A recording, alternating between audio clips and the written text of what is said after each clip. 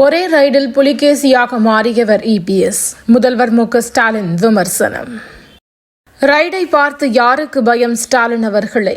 பழனிசாமி கேள்வி. தொற்று நோய்களை கட்டுப்படுத்துவதில் தமிழ்நாடு முன்னோடி மாநிலமாக திகழ்கிறது. மா. சுப்பிரமணியன் பேச்சு. எனக்கும் அன்புமணிக்கும் மனக்கசப்பா? சிங்கத்தின் கால்கள் பழுதுபடவில்லை என ராமதாஸ் பேட்டி. சென்னை அனகாபுத்தூரில் குடியிருப்புகளை அகற்றும் முடிவை அரசு கைவிட வேண்டும். சீமான் வலியுறுத்தல்.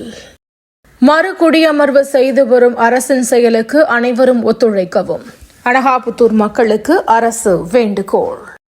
மாதம் 40 லட்சம் வேண்டும். ரவி மோகனிடம் ஜீவனாம்சம் கேட்டு ஆர்த்தி மனு. ரயில் பாலம் அருகே சூட்கேஸில் சிறுமியின் உடல் கண்டெடுப்பு. பெங்களூரில் அதிர்ச்சி.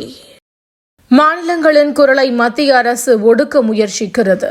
ராகுல் காந்தி விமர்சனம். விண்வெளியிலிருந்து தாக்கினாலும் பாதுகாப்பு. கோல்டன் டோம் அமைக்க ட்ரம்ப் தீவிர ஆர்வம். சத்தீஸ்கரில் துப்பாக்கிச் சூடு.